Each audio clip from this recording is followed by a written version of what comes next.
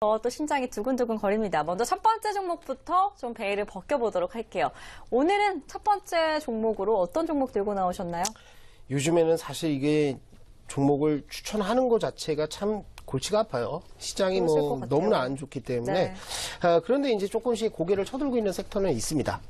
슬며시 네. 벼처럼, 고개를 이렇게 굉장히 슬슬 들고 있나요? 벼는 고개를 점점 숙이죠. 그래 깜짝 놀랐습니다. 갑자기 고개를 들고 있다는데 벼라고 얘기를 하셔가지고. 저도 좀 당황을 했는데. 네, 아까 이제 저 호떡의 꿀도 좀 충격이긴 했는데요. 네. 어쨌든 이제 살짝 고개를 들고 있는데, 네. 뉴인텍이라는 종목이에요. 뉴인텍은 아시다시피 이제 전기차라든지 수소차 이쪽으로 이제 테마가 형성이 되어 있습니다. 실적주는 아니고요. 뉴인텍 같은 경우에는 이제 수소차 쪽으로 좀 편성이 되는데, 사실은 만드는 것 자체가 컨덴서라든지 아니면 컨덴서 만들 때 여기 이제 붙이는 증착 필름입니다. 그러니까 이것은 자동차에만 들어가는 것은 아니고 전기가 들어가는 모든 분야에는 쓰여요. 컨덴서라는 것들이. 그래서 이런 부분들인데 지금 이제 뭐 뉴인텍 같은 경우에는 지금 실질적으로 납품하고 있는 것이 현대차가 투싼 모델을 가지고 이거 말해도 되나 모르겠네요. 상표 명을 이미 말해놓고. 근데 이 차 하나에 지금 이제 증착 필름을 콘덴서죠. 콘덴서를 이제 납품을 하고 있습니다. 그러면서 이제 수소차 관련주로 분류가 좀 되고 있는데 아까 이제 말씀드렸던 미국의 어떤 대선하고 연관이 좀 있어요. 미국 힐러리, 그러니까 민주당의 전통적인 어떤 정책들은 신재생에너지 이쪽입니다. 이쪽의 지원들이 굉장히 많아요. 그래서 신재생에너지 쪽이라고 한다면 연관되는 것이 이제 전기차 쪽이죠. 그래서 미국에서 테슬라도 이제 상당히 많은 정부의 지원을 받고 세제 지원이라든지 이런 것들을 받으면서 이제 성장하고 있는 것이 전기차 시장.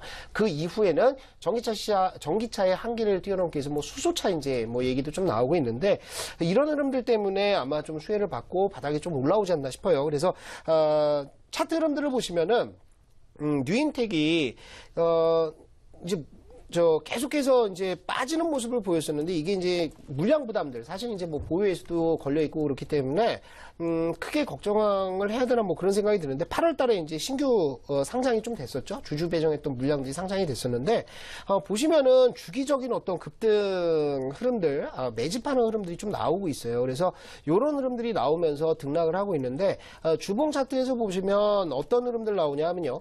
한 차례 급락 나왔죠. 8월 달 9월 달에 지수 급락하면서 빠졌었는데 지금 바닥 한번 잡았고요. 또 한번 잡으면서 주봉상에서 이제 쌍바닥을 어느 정도 잡아주면서 20주선 이번 주에 돌파를 좀 해놨습니다. 월봉상에서도 바닥 지금 1340원대 이런 데서는 잡아주고 있는 상태고요. 저항권에 딱 들어갔습니다. 그런데 장기 평선들이 모여있는 볼린저 밴드 상단 121선, 201선, 301선 모여있는 여기에 갖다 붙여놓고 오늘 매물 나오는 것들을 고점에서 소화를 해줬다라는 것들은 긍정적으로 보시면 좋을 것 같아요. 그래서 한번 돌파가 나올 수도 있겠다라고 생각하시고요. 이거는 손절가는 1,300원 보도록 하겠습니다. 1,300원 손절 보시고 매수는요. 이거를 월요일날 당장 매수해서 막 위에 때려 사지 마세요. 제가 이제 그런 표현하는데 호가를 보시면 요 위에 호가 올려져 있는 호가를 여러분들이 사신다고 이거를 제가 때려 산다고 표현을 해요. 근데 이렇게 사지 마시고요. 위에 있는 호가를 사지 마시고 밑에 대서 그죠? 호가 밑에 대가지고 1,430원 정도까지는 계속 눌림목을 한번 잡아보세요. 잡아보시고요. 목표가는 뭐 나름 테마주기 때문에 전고점대 어디에서 밀렸습니까? 1,700원에서 1,750원 사이가 저항대죠. 윗꼬리 두 번 달렸고 여기 또 한 번 달렸고요. 갔다가 밀렸고 여기 밀렸고 그래서 여기까지는 단기 상승세 한번 보시면서 손절가 어디 1,300원 보시고 우리가 조금 아래쪽으로 1,430원 언더로 좀 매수를 해보자. 이렇게 정리를 좀 하시면 좋을 것 같습니다. 네, 플레드 사우만 전문가가 다음 주 시장에서 또 관심 있게 지켜볼 첫 번째 종목으로는 뉴인텍을 추천해 주시면서 투자 포인트 4가지를 짚어주셨습니다. 콘덴서 및 증착 필름 제조 업체인데요. 전기차 그리고 수소차 관련 수혜주로 바닥에서 올라오고 있는 모습이다라고 이야기를 해주셨습니다. 현대차에서 생산 예정인 수소차에도 콘덴서를 납품하고 있다고 하고요. 미국 대선을 앞두고도 긍정적인 흐름을 보이고 있다고 하니까 참고하시면 좋을 것 같습니다. 가격 전략은요. 오늘 종가가 1,465원이었는데요. 매수가는 1,430원, 그리고 목표가 1,700원, 손절가 1,300원 잡아주셨으니까 매매하실 때 좀 활용을 해보시면 좋을 것 같습니다. 그렇다면 이어서 두 번째 추천주의 베일을 또 벗겨보도록 하겠습니다. 오늘 들고 나오신 두 번째 추천주는 어떤 종목인가요? 폴리실리콘이라는 얘기를 되게 많이 들어보셨잖아요. 네.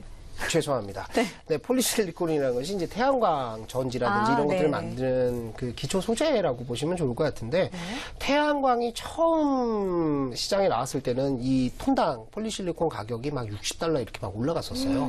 그런데 어느 제품이나 그렇죠. 장사 잘 된다라고 한다면 또 가격을. 가격이 아니라 많은 업체들이 막 뛰어듭니다. 네. 그러니까 우리나라도 그렇잖아요. 뭐 하나 잘 된다. 매운 떡볶이 잘 된다 그러면 뭐 떡볶이 집이 막 어마어마하게 네, 나오잖아요. 그렇죠. 그래서 다 망하죠. 네. 결국에. 이것도 역시나 마찬가지입니다. 폴리실리콘이 이제 향후에 태양광 그래서 뭐 좋다 그러니까 중국 업체들이 어마어마하게 뛰어들었죠. 네, 그러면서 공급 과잉, 완전히 공급 과잉이 되면서 폴리실리콘 가격이 폭락을 했어요. 그런데 이거에 맞춰서 유럽에 이제 재정 위기가 왔었고요. 그러면서 정부에서 주는 그러니까 태양광은 신재생 에너지잖아요. 그래서 나중에 제가 강의를 한번 해드릴게요. 그 뭐 그리드 페리티라든지 뭐 이런 여러 가지 용어들.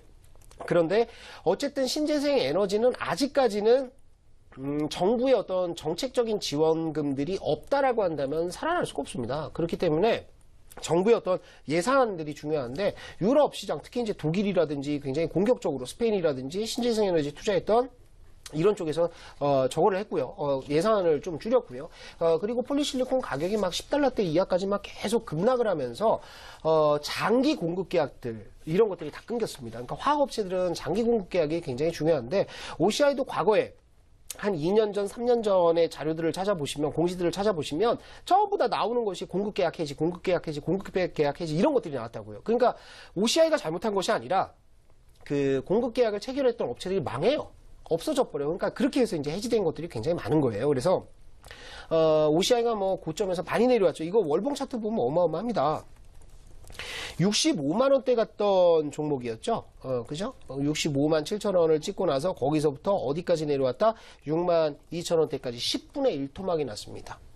굉장했죠. 그러니까 OCI가 있는 데가 이제 군산 쪽입니다. 그래서 군산에 거기 가보면 군산 경기가 막 타격을 받고 막 그럴 정도로 감원도 굉장히 많았었습니다. 공장도 잘 안 돌리고요. 막 공장 놀고 있고, 왜냐하면 생산해봐야 이제 손해니까. 그래서 뭐, 안 좋았죠. 그러니까 주가가 10분의 1 토막이 났는데 지금부터는 조금씩 관심을 가져도 되지 않을까라고 생각되는 것이 폴리실리콘 가격이 어느 정도 반등이 좀 나오고 있는 상태고요.